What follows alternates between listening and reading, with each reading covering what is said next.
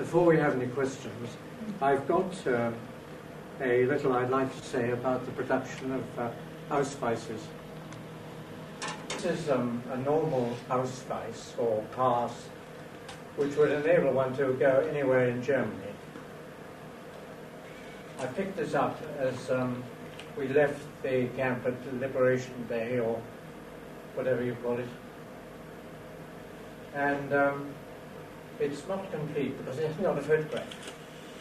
But what we used to do was to make these, and we put on the details of people who were going to use them. Of course, when it was known who was going to use them. And then there was, in fact, a camera which Brigadier Bill Anderson made. Unfortunately, I understand it's been whipped by one of the East Germans when they left from the museum. But the big thing about these, the difficulty about these, was the copying of the Gothic print. You know, the German Gothic print, which is that's in Gothic print there. And there was all the small stuff here, which was very difficult to do. The way it was done was you got a piece of card from the canteen. The canteen was always very useful. And you cut it into the shape required. Then, with a pencil and a B-grade pencil and rulers, transparent rulers, you drew the lines necessary. This is all done in very fine dotted lines, but we couldn't do that. We didn't know how to do that. So we got the lines and then started to do the print, the Gothic print, in pencil. And this was the very difficult, time-consuming thing, because you couldn't, obviously, you had to make it uniform. And you did it as uniform as you possibly could. And then you inked it over in Indian ink. The pen we use, or one of the pens we use, I've got a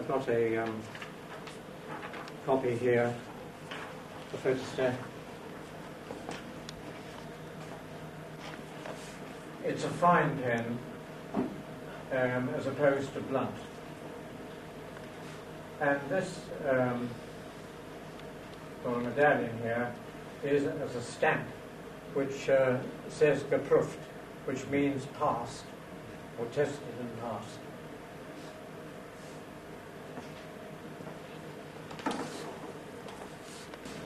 I don't know whether you can see, but the object of this, me showing this, is that this was the reverse of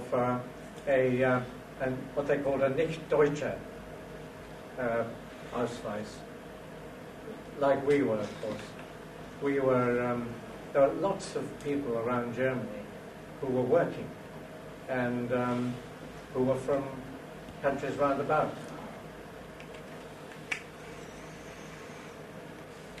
These, in fact, are two separate Ausweises.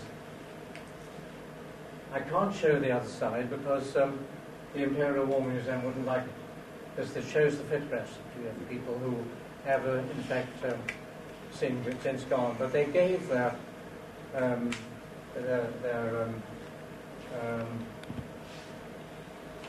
things to the War Museum to show at the War Museum. And the War Museum doesn't like it if you don't show things. I don't need to get the permission for this, but I would from the other. But I didn't want to do that. But if you look at these three lines up here, you find that you can see discrepancies, because they're not exactly the same. over on at this end, this writing down the bottom here is thicker than that writing there. And also the spacing between the lines isn't exactly the same here as there. Those are 2 points which show the falling down of the technique used by us people. But if you see these separately, you wouldn't really know. In fact, there was, not to my knowledge, any instance of an Ausweis made by the British Colditz being the cause of somebody's demise, somebody's capture. Maybe there were in other nationalities, I don't know, but certainly not from us.